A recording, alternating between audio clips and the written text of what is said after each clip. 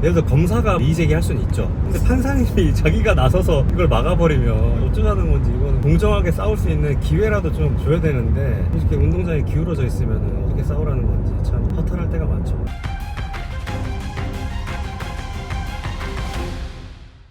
오늘 또 성범죄, 강제추행죄 증인신문, 피해자 신문이랑 그 다음에 피고인 신문까지 마치고 나왔는데 오늘 참관을 하셨잖아요. 네. 제가 직접 신문하고 네. 우리 변호사님께서 보고 싶다, 어떻게 하는지 참관하셨는데 소감이 어때요? 증인신문이 형사재판에 있어서 정말 진술이나 이런 일관성을 체크하고, 그리고 각자 어떤 정황이 있는지를 명확히 밝히는 절차라서 되게 중요하구나, 재판이 증인신문에 따라서 많이 바뀔 수가 있구나, 네. 그런 걸 느낀 것 같습니다. 네. 그리고 제가 엄청 좀 디테일하게 준비했잖아요. 고소인에 대한 신문에 대해서. 네. 그때 막 엄청 계속 물어보고 있는데 판사님이 중간에 왜 자꾸 디테일하게 물어보냐, 네. 이런 내용 아니냐, 가로막는 거 느껴지지 않았어요? 일단 좀 검사 측하고 네. 판사님 측이 다 이제 질문 못하게 네. 좀 막는 게 있었고, 아니, 태클을 진짜 한 네. 4번 넘게 받은 것 같아. 질문하고 있는데. 그 못하게 해서 어떤 몇 가지를 더 했는데, 그런데 결국에는 피해자분의 진술이 저희가 질문한 대로 사실이 아니었다는 게 이제 나중에는 답변에서 밝혀져서, 그걸 질문을 하지 말란다고 해서 질문 안 했으면 어땠을까, 그렇죠. 이런 생각도 했습니다. 그러니까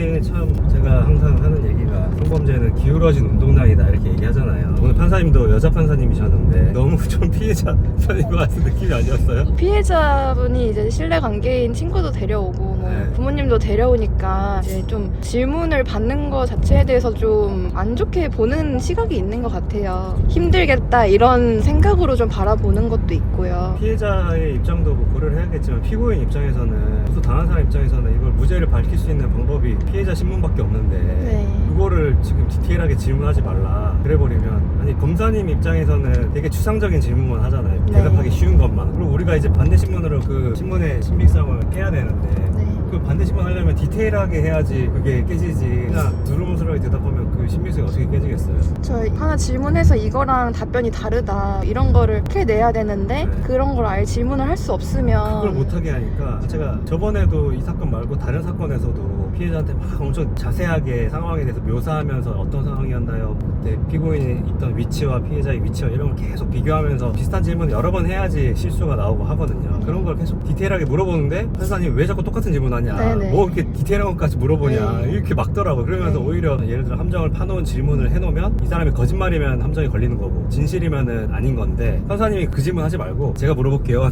피해자한테 되게 대답하기 쉽게 이런 거죠, 이렇다는 거죠, 이렇게 질문을 꼭꼭 씹어서 입에 먹여주더라고. 오늘도 약간 그런 느낌을 좀 받아가지고 저는 너무 열받더라고요. 근데 이렇게 3번 정도 질문을 같은 거나 그때 구체적으로 질문을 하니까 말이 계속 바뀌는 거예요. 말 바뀌었잖아요. 그리고 또 변호사님이 실제 재현 사진을 마련하셔가지고 네. 이때 이런 상황 아니었냐 라고 물으니까 그런 상황일 수밖에 없이 말을 했는데 아니었다, 그 사진을 보고는 아니었다, 네. 이렇게 좀 일관되지 않은 진술을 해서 이거를 여러 번 묻지 않았으면 그런 허점은 발견하지 못했지 않았을까 싶더라고요. 되게 집요하게 어떻게 보면 해야 되는데 집요하게 하는 거를 못하게 막으니까, 예를 들어 검사가 이의제기할 수는 있죠. 예를 들어 드라마에 봐도 이 있습니다 이러면서 판사님한테 이의제기를 할 수 있잖아요. 네. 근데 판사님이 자기가 나서서 이걸 막아버리면 어쩌자는 건지, 이거는 공정하게 싸울 수 있는 기회라도 좀 줘야 되는데 이렇게 운동장에 기울어져 있으면 어떻게 싸우라는 건지 참 허탈할 때가 많죠. 오늘 좀 웃겼던 게 검사님이 저한테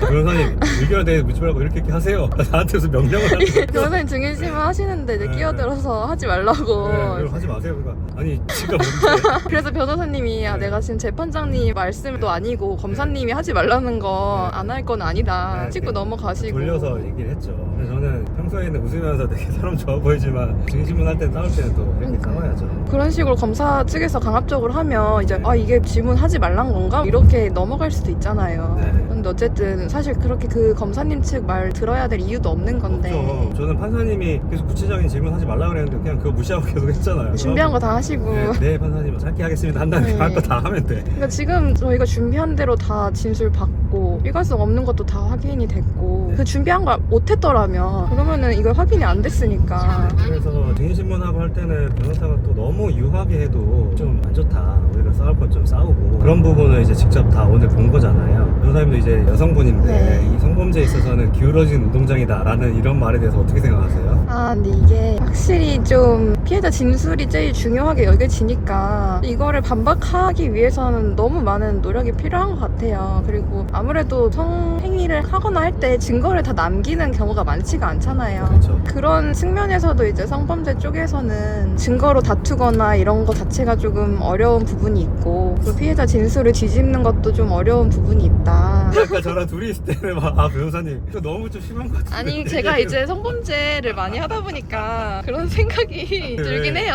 솔직한 얘기를 안 하시고 저 이렇게 욕먹을 또 같은 또 여성분들한테 욕먹을까봐 솔직한 생각은 그거 좀 아니, 그러셨다 이런 생각. 저는 보면서 이런 생각 했어요. 하셨잖아. 뭐예요? 아니, 그러니까 저는 내가 지금 피고인 변호인 측으로 와서 이렇게 뒤집는 게 힘들고 그렇게 느껴지나? 이런 생각이 들었어요. 솔직하게 해주면 돼요. 왜냐면 저희 우리 변호사님께서 예전에 한번 출연하고 나서 욕을 많이 드셔가지고 저 욕 안 먹기 위한 답변을 많이 약간 찾고 몇기용 있습니다. 답변을 하시는데 솔직하게 얘기해 주시면 되고 그런 것들을 많이 느끼셨다고 아까 저랑 둘이 있을 때 네, 그런 얘기를 맞아요. 하더라고요. 그랬는데 공식적인 발언을 할 때는 또 조심스러우니까 좀 약간 그쵸. 중립적으로 얘기하시는데 같은 여자인 변호사가 봐도 성범죄는 조금 기울어졌다. 오늘 한 번 더 느꼈어요. 진짜 저는 그래서 강제추행이든 성범죄에 관련해서 증인신문 준비할 때 사실 마음이 그렇게 편하지가 않아요. 왜냐면 어떻게 나올 거를 알고 이 판사님이랑도 그렇고 검사님이랑도 그렇고 그다음에 피해자 본인과도 그렇고 기싸움을 해야 되거든요. 네. 기싸움을 할 걸 생각하니까 약간 긴장도 되고 스트레스도 좀 있고 했는데 그래도 오늘 잘 했고 우리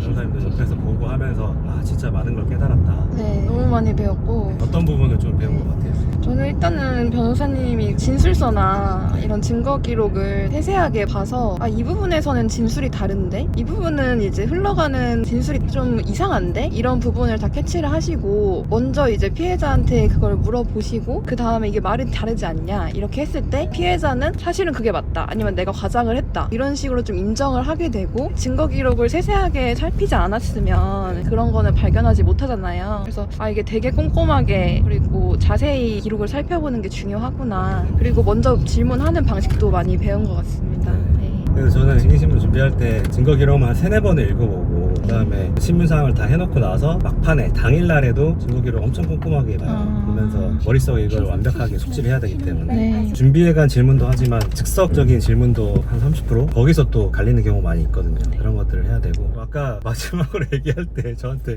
우리 안 변호사님은 실력으로는 뭐 말할 수 없다라고 뭐 능력을 인정해야겠다. 능력을 인정한다. 그러면 능력을 인정하는데 다른 거 아니면 다른 거 뭘 또 아니- 인정 못하고 능력 자체 능력을 인정하고 다 인정하면은 조금 화가 나잖아요. 그러니까 일부만 인정을 하는 걸로. 일부 인정. 네. 약간 전부 인용이 아니 네. 일부 인용인가요? 전부 인용하면 너무 또 다 인정을 하면 좀 지는 것 같잖아요, 네. 그렇죠? 오늘 또 강제추행 관련해서 증인신문 잘 했는데 보통 1시간 하는 거 오늘 1시간 반 동안 아주 긴 시간 했고 그동안에 정말 많은 걸 느꼈고 실체적 진실은 명확히 알 수는 없지만 좀 어느 사건 봐도 좀 이상한 부분이 있었잖아요. 네. 그런 거 보면은 이걸 명백하게 무고다라고 하기엔 좀 어려울 수도 있겠지만 좀 이런 게 없어졌으면 좋겠어요. 성범죄 실제 피해 당하신 분은 그냥 솔직하게 있는 그대로만 진술을 하셨으면 좋겠고 네. 거짓으로 과장한다거나 이런 건 좀 없었으면 좋겠고 제가 한 가지 바람은 그거 하라고 증인신문이라는 제도가 있는데 그 네. 제도를 판사님이 당사자 한 명 편을 들어서 못하게 막으면 그거는 진짜 좀 아니지 않나. 그건 좀 바뀌었으면 좋겠다라는 네. 게 저의 마지막 바람입니다. 오늘 너무 수고하셨고 네, 너무 많이 배웠습니다. 고생하셨습니다. 네, 감사합니다. 네.